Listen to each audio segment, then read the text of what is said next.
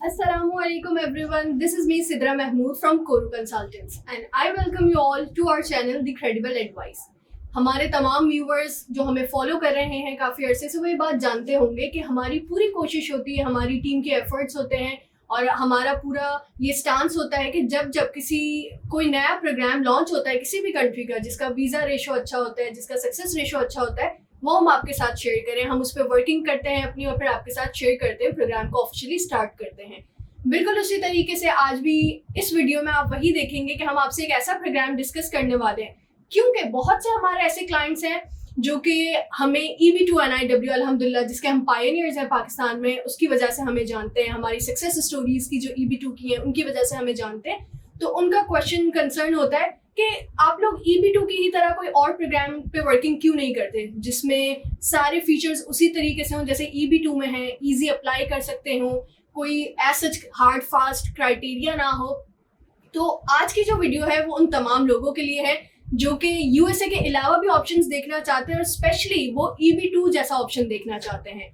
आज जिस प्रोग्राम में हम के ऊपर बात करने वाले हैं वो है ऑस्ट्रेलिया इनोवेशन वीज़ा और इस प्रोग्राम पे आपसे डिस्कशन करने के लिए हमारे स्टूडियो में मौजूद हैं हमारे यानी कोरू कंसल्टेंट्स के प्रोसेसिंग हेड सर अली रजा। अस्सलाम वालेकुम सर। वालेकुम सलाम। कैसे हैं सर आप? अल्हम्दुलिल्लाह ठीक ठाक। ठीक है सर। तो सबसे पहले तो वेलकम, आप स्टूडियो में आए और एक नए प्रोग्राम पे आज हम बात करने वाले हैं। तो बात इस तरीके से स्टार्ट करते हैं कि ये प्रोग्राम ऑस्ट्रेलिया इनोवेशन वीजा ये प्रोग्राम है क्या, थोड़ा सा इंट्रोडक्शन दे दें। राइट, अच्छा आपने इंट्रोडक्शन में काफी ब्रीफली लोगों की क्वेरीज को डिस्कस किया कि काफी टाइम से लोग इस चीज के लिए हमसे क्वेरीज करते थे कि EB2 जैसा कोई इजी प्रोग्राम आए।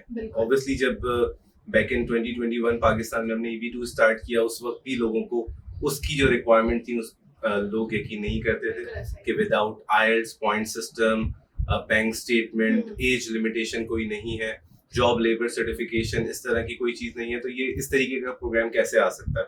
और अल्हम्दुलिल्लाह अब हंड्रेड्स ऑफ ऐसे क्लाइंट्स हैं जो ऑस्ट्रेलिया में US में मौजूद हैं और ग्रीन कार्ड पे अपने, तो उसी तरीके से हमारी रिसर्च टीम काफी अरसे से इस तरह के प्रोग्राम्स को कोशिश कर रही थी कि लॉन्च करे, कमर्शियल करे। तो एक प्रोग्राम जिसके हवाले से आज हम बात करना चाह रहे हैं ये नेशनल इनोवेशन वीजा है। इसका एक वेरिएंट ग्लोबल टैलेंट वीजा के नाम से ऑस्ट्रेलिया में काफी अरसे से ऑपरेशनल था, जिसको डिसकंटिन्यू किया दिसंबर 2024 में और एक मजीद बेहतर रिक्वायरमेंट्स के साथ, मजीद फ्लेक्सिबल रिक्वायरमेंट्स के साथ गवर्नमेंट ऑफ ऑस्ट्रेलिया ने उसको रीलॉन्च किया, रीनेम किया with the name of national innovation visa, जो कि सब क्लास कहलाती है 858। तो रिक्वायरमेंट्स आप भी सुनेंगे, आपने भी अभी हम ऑफ कैमरा जब बात करें तो काफी ऐसी रिक्वायरमेंट्स हैं जो कि हमें खुद भी कभी एज अ कंसल्टेंट यकीन नहीं आता चीजों पे, लेकिन ऑब्वियसली क्योंकि हम एक पास्ट में EB2 को देख चुके हैं कि अगर रिक्वायरमेंट्स कम है तो इसका ये मतलब नहीं कि प्रोग्राम फेक है या इस पे अप्लाई नहीं किया जा सकता। तो इसके की फीचर्स की आज बात करेंगे थोड़ा सा क्लाइंट्स के लिए। अच्छा, सबसे पहला जो बेनिफिट इस प्रोग्राम में है, लोग बहुत कंफ्यूज होते हैं, ऑस्ट्रेलिया की जब बात आती है उनको याद आ जाता है 190, 491, 189 ये सब क्लास, कितने पॉइंट 65, 70, 80, तो पॉइंट सिस्टम को उन्होंने एलिमिनेट कर दिया, कोई पॉइंट सिस्टम नहीं। एज में बहुत से लोग एक कंप्लेन करते थे कि अब हम क्वालिफाइड हैं, सब कुछ है, लेकिन 45, 47, 48 इयर्स, तो एज की लिमिटेशन भी खत्म हो गई है। आपकी एज की मिनिमम रिक्वायरमेंट उन्होंने मेंशन की हुई है 18 इयर्स, उससे अबव जितनी भी एज हो it doesn't make any difference. अच्छा, एज लिमिटेशन भी खत्म हो गई। अब लोगों को एक तीसरा कंसर्न रहता है IELTS का, और वो IELTS की भी रिक्वायरमेंट इसमें खत्म हो गई है। तो कोई IELTS आपको नहीं देना अनटिल अनलेस कि आप सेलेक्ट नहीं हो जाते, और जब आपकी सिलेक्शन हो जाएगी at the time of visa application, अगर रिक्वायर्ड हुआ तो फंक्शनल इंग्लिश, जो कि बड़ा बेसिक सा एक क्राइटेरिया 4.5 बैंड्स तक का, वो आपने करना है। और EB2 की क्योंकि हम सिमिलैरिटीज की बात करें तो EB2 में क्योंकि जॉब ऑफर लेबर सर्टिफिकेशन नहीं थी, इस प्रोग्राम में भी जॉब ऑफर लेबर सर्टिफिकेशन नहीं रिक्वायर्ड। आपका टैलेंट, आपकी अचीवमेंट्स ही आपको सेलेक्ट करवाती हैं। और EB2 में जिन लोगों को पता है एक प्रोसेसिंग फीस उनको इनिशियली पे करनी पड़ती है डिग्री वैल्यूएशन बिल्कुल। करवाने के बाद और अपनी पिटिशन की असेसमेंट के लिए। तो ऑस्ट्रेलिया की गवर्नमेंट ने उस फीस को भी वेव कर दिया। वाओ, ये एक और पॉजिटिव एस्पेक्ट एक है। पॉजिटिव एस्पेक्ट है कि आपको कोई स्किल असेसमेंट नहीं करवानी, Nice. उसकी कोई फी नहीं देनी, कोई डिग्री इवैल्यूएशन नहीं करवानी, Okay. प्लस आपको अपना केस पुट अप करने के लिए, सबमिट करने के लिए गवर्नमेंट ऑफ ऑस्ट्रेलिया को कोई फी नहीं देनी। आपका केस जब अप्लाई होके अप्रूव होगा from the government of Australia, उसके बाद फिर आप वीजा फीसेस की मद में जो अमाउंट होगा वो पे करेंगे। तो ये तो इसके की फीचर्स हैं जो कि जिसको जो बहुत हद तक मुझे ऑलमोस्ट सिमिलर है almost YouTube से, similar है। क्योंकि आप लोगों ने सुना होगा ना जॉब ऑफर चाहिए, ना लेबर सर्टिफिकेट की रिक्वायरमेंट है, आपको आइल्स की कोई रिक्वायरमेंट नहीं है, बैंक स्टेटमेंट नहीं चाहिए। तो वो तमाम लोग जो EB2 को अपने माइंड में रखते हुए चलते हैं, उनको ये रिलैक्सेशन तो मिल गई है कि ये सारी चीजें आपको अब ऑस्ट्रेलिया के इस सब क्लास 858 यानी नेशनल इनोवेशन वीजा में इन सब की रिक्वायरमेंट्स नहीं है। Right. तो ये बेसिक सर आपने फीचर्स तो बता दिए, लेकिन अब मेन चीज पे आते हैं कि इसका क्राइटेरिया क्या है। लाइक क्या एजुकेशन की रिक्वायरमेंट है, वर्किंग एक्सपीरियंस की क्या रिक्वायरमेंट है, वो भी थोड़ा सा आप गाइड कर दें। अच्छा, अगेन इसमें बहुत सारी चीजें सब्जेक्टिव गवर्नमेंट ऑफ ऑस्ट्रेलिया ने रखी हुई हैं। उसका रीजन ये है कि बहुत सारे लोग जो कि हाईली क्वालिफाइड हैं, एक्सेप्शनल हैं अपनी फील्ड्स में, लेकिन सम वे और दी अदर किसी ना किसी रीजन की वजह से ये जो कॉम्प्लेक्स सिस्टम होते हैं पॉइंट्स के, उसमें फिट इन नहीं हो पाते। सही।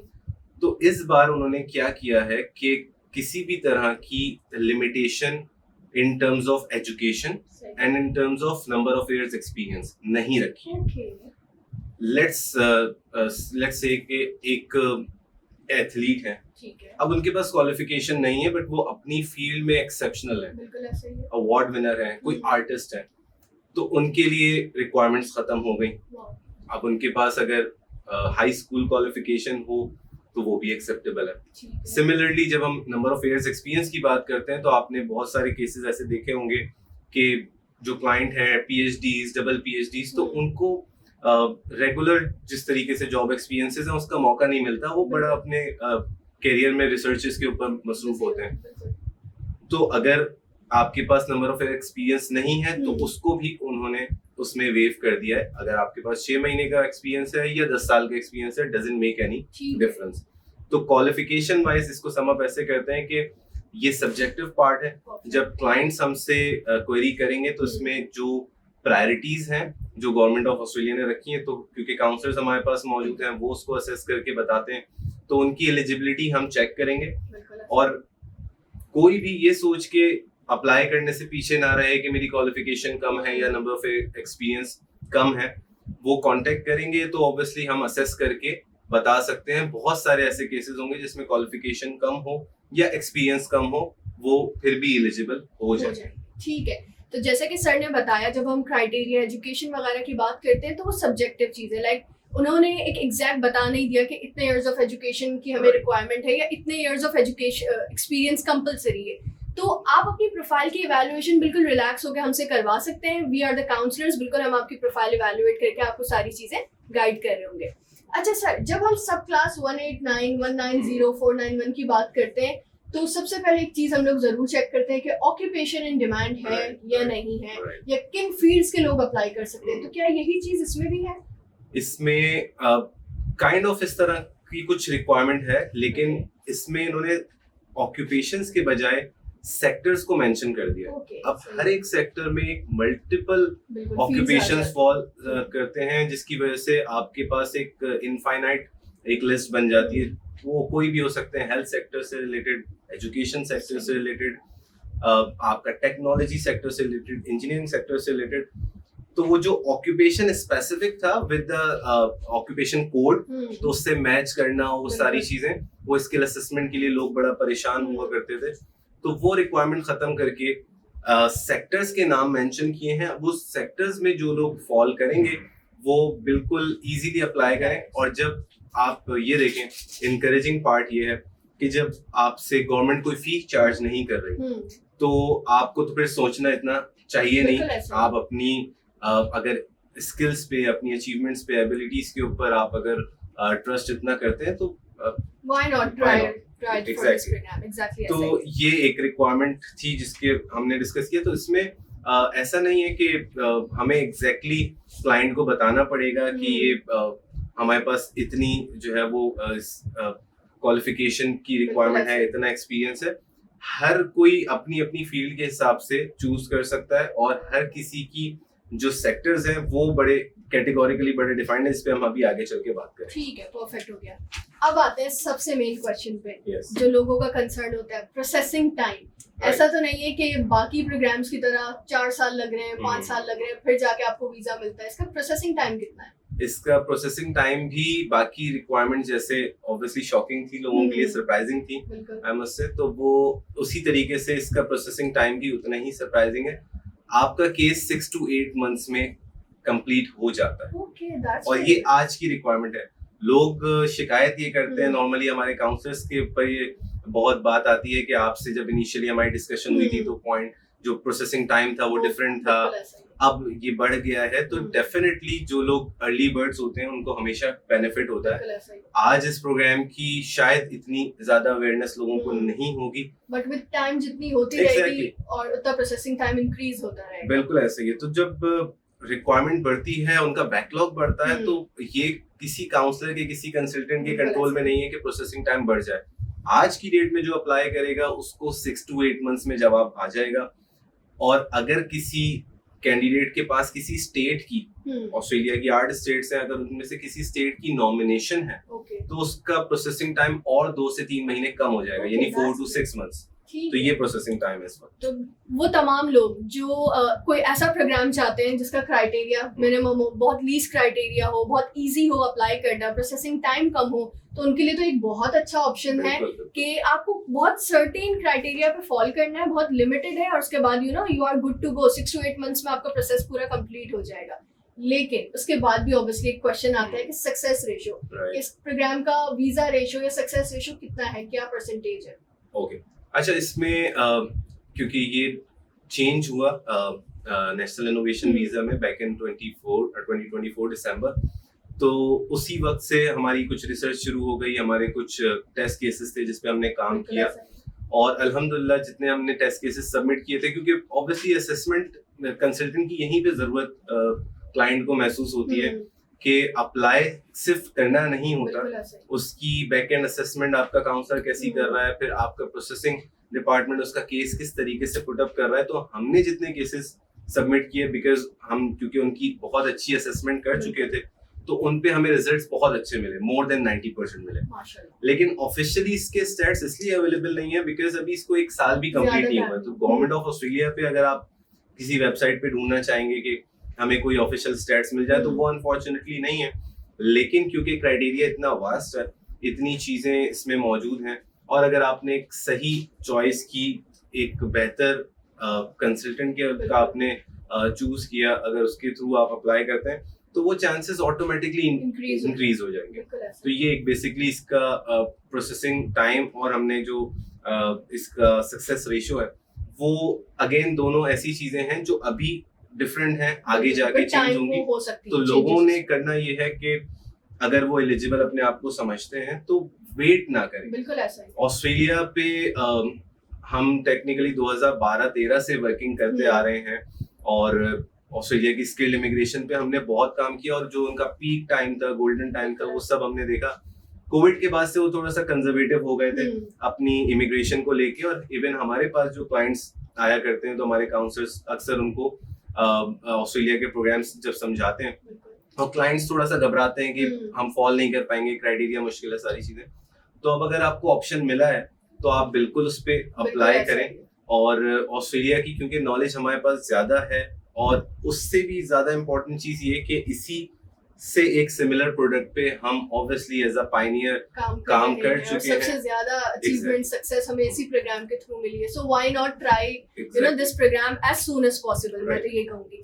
अच्छा सर, आपने अभी थोड़ी देर पहले हम जब डिस्कशन कर रहे थे सेक्टर्स की बात की थी, लेकिन उसमें भी सेक्टर्स आपने इन जनरल आपने मुझे जवाब दिया था, लेकिन अगर हम थोड़ा और स्पेसिफिक हो जाए उस चीज को लेके, तो किस तरीके के लोग अप्लाई कर सकते हैं? कोई एक सेलेक्टेड आप हमें कुछ फील्ड्स बता सकते हैं, कोई उसको मजीद डिफाइन आप कर सकें?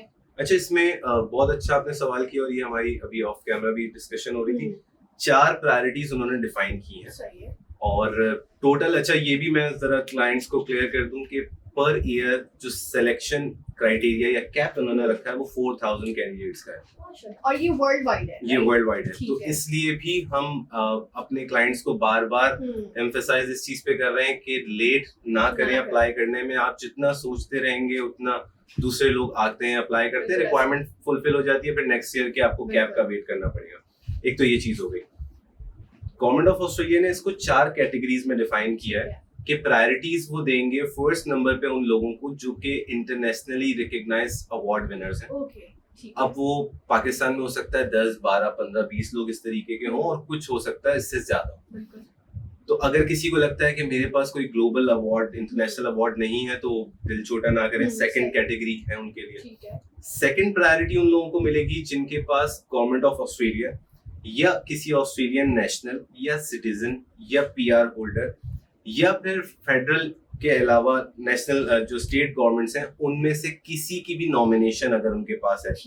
इसको आप एक तरह से रिकमेंडेशन लेटर कह सकती हैं कि अगर फेडरल गवर्नमेंट ने, प्रोविंशियल गवर्नमेंट ने या फिर ऑस्ट्रेलिया के किसी सिटीजन या पीआर होल्डर ने आपको नॉमिनेट किया है कि आप अपनी फील्ड में एक्सेप्शनल हैं, तो सेकंड प्रायोरिटी उन लोगों को मिलेगी। थर्ड प्रायोरिटी के लिए ये रिक्वायरमेंट जो हमने फर्स्ट में डिस्कस की यानी कि अवार्ड्स, और सेकंड में जो हमने डिस्कस की नॉमिनेशन, अगर ये दोनों ही किसी के पास नहीं है तो वो थर्ड और फोर्थ प्रायोरिटी में फॉल करेगा। थर्ड प्रायोरिटी में कुछ क्रिटिकल सेक्टर्स हैं जो इन्होंने मेंशन किए, जिसमें हेल्थ इंडस्ट्रीज बहुत ज्यादा है। इसके अलावा जो हमारी रिन्यूएबल एनर्जीज जो सेक्टर है ये बहुत ज्यादा हाईलाइट उन्होंने किया हुआ है। ये वो टेक्नोलॉजीज हैं जो क्रिटिकल सेक्टर्स हैं उनके पास, जिसमें उनको रिक्वायरमेंट है लोगों की बहुत जरूरत, बहुत ज्यादा। तो ये तीसरी प्रायोरिटी के ये लोग हैं। अब फोर्थ पे अगर फॉर एग्जांपल कोई कहता है कि मैं थर्ड पे भी फॉल नहीं कर रहा और मैं किसी इस तरह के सेक्टर में काम नहीं करता, तो उनके लिए भी अगेन एक ऑप्शन हमारे पास है।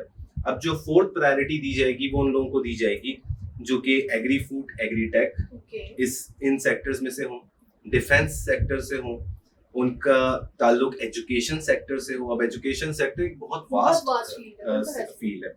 फाइनेंशियल सर्विसेज या फिनटेक से हो, इसमें सब आ जाते हैं, आपको पता है, हम काफी अरसे से देखते आ रहे हैं। इंफ्रास्ट्रक्चर एंड ट्रांसपोर्ट से हो, और लास्ट में रिसोर्सेज जो कि माइनिंग और डिफरेंट चीजों पे। तो ये बेसिक सेक्टर्स जो उन्होंने प्रायोरिटी वाइज डिफाइन किया है कि पहली प्रायोरिटी हम उन लोगों को देंगे जिनके पास अगेन कोई इंटरनेशनल रिकॉग्निशन हो। अगर नहीं है कोई मसले की बात नहीं, आपके पास ऑस्ट्रेलिया की नॉमिनेशन हो वो भी नहीं मिल रही, कोई प्रॉब्लम नहीं। इवन दो हमारी कोशिश ये होगी कि हम हर अपने क्लाइंट के लिए कोशिश करें कि नॉमिनेशन उसको मिल जाए ताकि वो सेकंड प्रायोरिटी पे आ जाए। बिकॉज हमने कुछ देर पहले डिस्कस किया था कि प्रोसेसिंग टाइम कम हो जाता है अगर आपके पास नॉमिनेशन हो। सेकंड प्रायोरिटी पे भी फॉल नहीं कर रहा, उसमें भी प्रॉब्लम नहीं है। थर्ड में जो सेक्टर्स हैं क्रिटिकल सेक्टर्स, उसमें आप फॉल कर रहे हो, और अगर थर्ड पे भी नहीं तो फोर्थ में डेफिनेटली आप फॉल कर जाएंगे। अब ये प्रायोरिटीज को आप ऐसा ना समझें कि फोर्थ वालों का नंबर नहीं आएगा। ऑब्वियसली उनके पास जो नंबर्स आते हैं वो उसके हिसाब से लोगों को देते हैं। अब इसको हम मजीद अगर डाइसेक्ट करें, बहुत और डिटेल में जाएं, तो मैं कुछ ऐसी ऑक्यूपेशंस, कुछ ऐसी फील्ड्स बता सकता हूँ कि जिसमें लोगों को ज्यादा बेनिफिट होगा। जिस सेक्टर में अगर क्रिटिकल सेक्टर्स की जिसमें हमने बात की थी, उसमें अगर किसी का सिंपल बैचलर्स भी है, इंजीनियरिंग सेक्टर से हो, टेक सेक्टर से हो, हेल्थ सेक्टर से हो। अब ये सेक्टर्स वो हैं जिसमें लोग पीएचडीज नहीं करते, अपने बैचलर्स करने के बाद अपनी फील्ड में एक्सपीरियंस लेते हैं, कुछ सर्टिफिकेशंस और वर्कशॉप्स, इन चीजों से अपने आप को, अपनी प्रोफाइल को बेहतर बनाते हैं। तो अगर इन सेक्टर से आपका ताल्लुक है तो बैचलर्स 16 इयर्स भी आपके लिए एनफ है। फिर मास्टर्स और पीएचडीज में वो लोग आ जाते हैं जिनके पास अच्छी रिसर्च है, जिनकी पब्लिकेशंस अच्छी खासी हैं, और हमारे पास EB2 में बहुत सारे ऐसे क्लाइंट्स हैं जो कि पीएचडी होल्डर्स थे जिनके केसेस मोर देन 95% सक्सेसफुल होते ही हैं। और उसका रीजन ये है कि बिकॉज आपको जितने भी फर्स्ट वर्ल्ड कंट्रीज हैं सब प्रायोरिटी उन लोगों को जरूर देते हैं जिनका ताल्लुक रिसर्च साइट से हो। अब किसी की 50 पब्लिकेशन हैं, 40 हैं, 30 हैं, 20 हैं, इवन ऐसे क्लाइंट्स भी हैं जो विदाउट पब्लिकेशंस भी अप्रूव हुए, Yes. Cases visas grant. तो इन तीनों सेक्टर्स के लिए, इन तीनों आप कह लें कि जिन्होंने इन लेवल की एजुकेशन ली हुई है, उन सबको बेनिफिट मिल रहा है। तो बैचलर्स वाले अगर इंजीनियरिंग से ताल्लुक रखते हो या टेक्नोलॉजी से ताल्लुक रखते हो, बिल्कुल आए, कांटेक्ट करें। अगर क्वालिफिकेशन ज्यादा है, आपने रिसर्च में ज्यादा टाइम स्पेंड किया है, एमफिल या पीएचडी में, तो आपके लिए बेनिफिट और ज्यादा बेहतर है। अच्छा, अब इसके बाद कुछ जो हमने क्रिटिकल टेक्नोलॉजी या सेक्टर्स की बात की थी, उसमें मैं कुछ नाम आपको, मैं यहाँ पर लिस्ट है मेरे पास, क्योंकि लिस्ट इतनी लंबी है कि ऑब्वियसली वो फिंगर टिप्स पे रखना बहुत मुश्किल है, तो इसमें मैं कुछ आपको बता देता हूँ। Advance information and communication technology, advance manufacturing and material technology, artificial intelligence, आपको पता है कि ऑक्यूपेशन की बहुत डिमांड है, biotechnology, clean energy, cyber security technology, quantum technology, robotics, ये क्रिटिकल की लिस्ट में टेक्नोलॉजी वाली साइड पे। एग्जैक्टली। अच्छा, अब हमने जब रिन्यूएबल्स की बात की थी, एनर्जी सेक्टर की बात की थी, तो उसमें biomethane production, circular economy innovation, clean energy technology, low carbon liquid fuels. अब ये जो इन सेक्टर्स में काम करते हैं उनको पता है कि ये कोई इतनी रेयर फील्ड्स नहीं है। पाकिस्तान में अपॉर्चुनिटीज क्योंकि लोगों को अनफॉर्चुनेटली थोड़ी कम मिलती हैं, लेकिन जो यूनिवर्सिटीज से लोग स्टडीज करके ग्रेजुएट होके आ रहे हैं, वो वाकई इन चीजों पे काम कर रहे हैं। हमारे पास जो CV CB2 में आती हैं, वो मोर और लेस उनमें इस तरह की होती हैं ऑक्यूपेशंस। अच्छा, उसके बाद हेल्थ इंडस्ट्रीज में हम बात कर लेते हैं। तो हेल्थ इंडस्ट्री में हमें biochemistry, cell biology, biotechnology, genomics, health economics. अब इसमें वो लोग भी आ जाते हैं जो हेल्थ सेक्टर में मैनेजरियल काम कर रहे हैं, वो भी अप्लाई कर सकते हैं हेल्थ इकोनॉमिक्स में। वो इम्प्लांटेबल एंड वेरेबल डिवाइसेस, अब ये वो चीजें हैं जो कि लोगों को लगता है कि शायद हम एलिजिबल नहीं हो पाएंगे, नहीं होंगे, या हम कहीं स्टैंड नहीं करते, हमारी प्रोफाइल इतनी अच्छी नहीं है। तो इन शॉर्ट अगर देखा जाए तो सर हर तरीके से कवर किया हुआ है। 4 अगर आपको प्रायोरिटीज पे उन्होंने ऑप्शंस दे दिए हैं, तो जो मैं समझी हूँ वो यही है कि आपको चारों तरफ से उन्होंने 4 डिफरेंट ऑप्शंस दे दिए और ऑलमोस्ट सारी फील्ड्स उसमें आ रही हैं। मेजरली जो फील्ड्स जिनके हम देखते हैं कि EB2 में अप्रूवल्स हमारे पास आए हैं, वो सारी फील्ड्स इसमें भी मौजूद हैं। और बहुत ऐसे लोग हैं जिनको लगता है कि वो एलिजिबल नहीं है या उनकी प्रोफाइल वीक है, वो सब इसमें फॉल करते हैं और अप्लाई कर सकते हैं। बिल्कुल ऐसा ही है sir, if I am not wrong. Exactly. और ये अभी सिर्फ हमने प्रायोरिटी 3 का जिक्र किया है, और अब हम प्रायोरिटी 4 पे, जब जिसमें हमने एग्रीटेक और इन सब की बात की थी, उसके कुछ ऑक्यूपेशंस हैं जो मैं आपको, फूड टेक्नोलॉजी बहुत कॉमन है पाकिस्तान में, बहुत लोग फूड टेक्नोलॉजिस्ट हैं, बट अनफॉर्चुनेटली नहीं ऑक्यूपेशंस अपने ऑस्ट्रेलिया में अगर नॉर्मल अप्लाई करते तो शायद नहीं होता ऑक्यूपेशन। बायोसिक्योरिटी, डिजीज मैनेजमेंट, इसके अलावा farm management technology, biotechnology, processing primary industry, outputs and higher value goods, ये सब एग्री फूड एग्रीटेक में आ जाते हैं। एजुकेशन एकेडेमिया सेक्टर में senior management of universities and higher learning institutions. अब ये सीनियर मैनेजमेंट के जितने हजरात हैं, चाहे वो PhD किए हुए हैं नहीं किए हुए, वो समझ सकते हैं कि आप कर सकते हैं अप्लाई।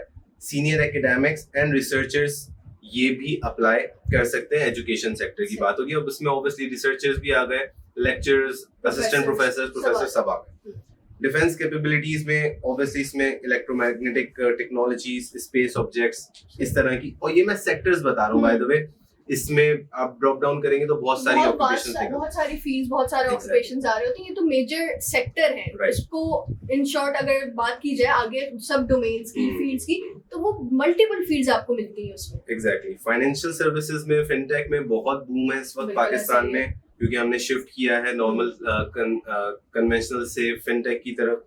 तो उसमें innovation and application programming, blockchain engineering, cloud technologies, fintech, cyber and data security, financial data science and analyst and software engineers, जो कि आप लोगों का बहुत ताल्लुक होता है और हमें बहुत देखने को क्लाइंट्स मिलते हैं। तो ये एक कभी ना खत्म होने वाली लिस्ट है जो उन्होंने ऑलमोस्ट सबके लिए एक ओपन डोर रखा हुआ है कि आप अप्लाई करें। अच्छा, उसका रीजन मुझे जो समझ में आता है, मैं ऑस्ट्रेलिया पे काम करता आ रहा हूँ, हमने बहुत डिस्कशन भी की हैं, हम डिफरेंट प्रोडक्ट्स पे डिस्कस करते रहे।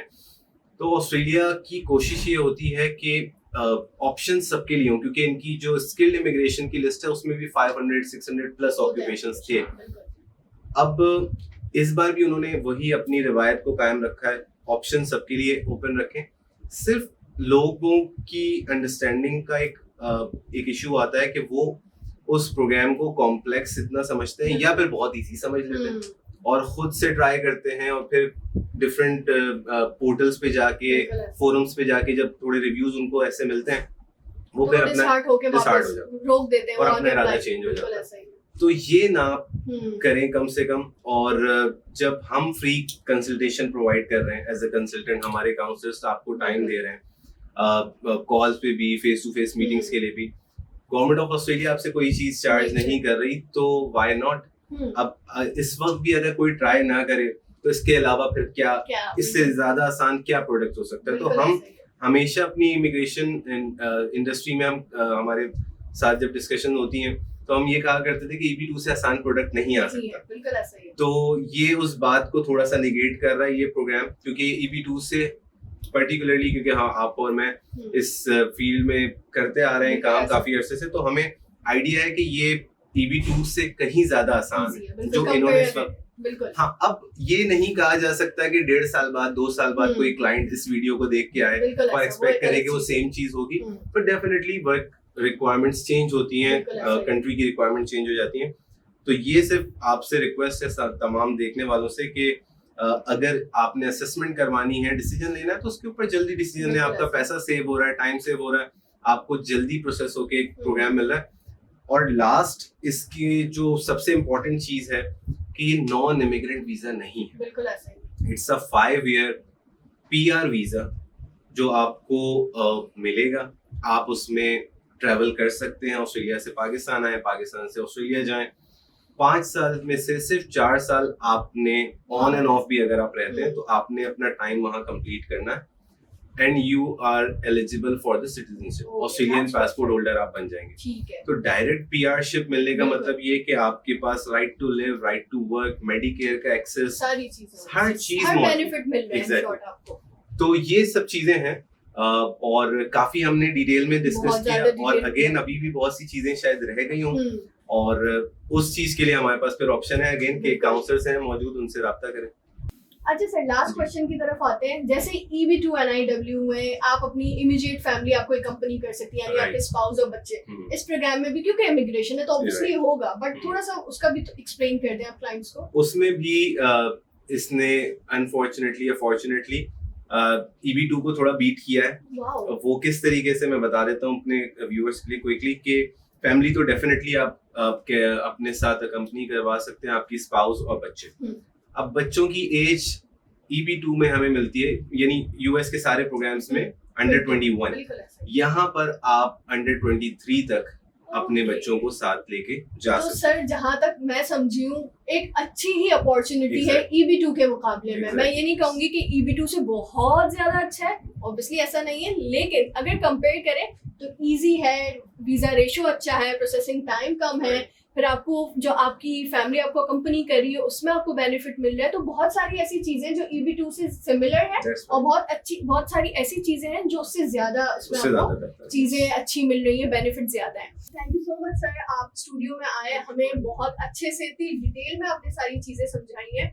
मैं अपने व्यूवर्स से इन द एंड सिर्फ यही कहूंगी कि जैसे कि सर ने बताया कि न्यूली स्टार्टेड प्रोग्राम है, दिसंबर 2024 में ही लॉन्च हुआ है, तो ज्यादा टाइम नहीं हुआ, ऑलमोस्ट 7 से 8 महीने हुए इस प्रोग्राम को स्टार्ट हुए हुए। तो आपके पास बहुत अच्छा इस वक्त ये वो टाइम है जिसको हाई टाइम आप कहेंगे अप्लाई करने के लिए। कोई बैकलॉग नहीं है, ज्यादा प्रोसेसिंग टाइम नहीं, तो आप जितना लेट करेंगे उतना आप लोगों के लिए नुकसान आगे हो सकता है। नुकसान एज इन कि प्रोसेसिंग टाइम बढ़ सकता है, फिर दूसरी चीजें पॉलिसीज चेंज होने की वजह से उसमें एड अप हो सकती है। So it is the high time for all the people who are interested to apply in a similar program which to EB2 NIW, तो आप अप्लाई कर सकते हैं। लेकिन then again मैं यही कहूंगी कि खुद से अपनी प्रोफाइल की एवेल्युएशन करने के बजाय आप हम काउंसलर से रब्ता करें। सबका नंबर जो है वो डिस्क्रिप्शन बॉक्स में मौजूद है। फ्री कंसल्टेशन हम आपको देते हैं, आपकी प्रोफाइल एवेल्युएट करके आपको तमाम चीजें गाइड करेंगे और इंशाल्लाह फिर आप अपना प्रोग्राम हमारे साथ इनिशिएट करके प्रोसेस अपना स्टार्ट करवा सकते हैं। That was it for today. Thank you so much once again. इंशाल्लाह फिर नेक्स्ट वीडियो में मिलेंगे, किसी और नए प्रोग्राम पे हम बात करेंगे। अल्लाह हाफिज।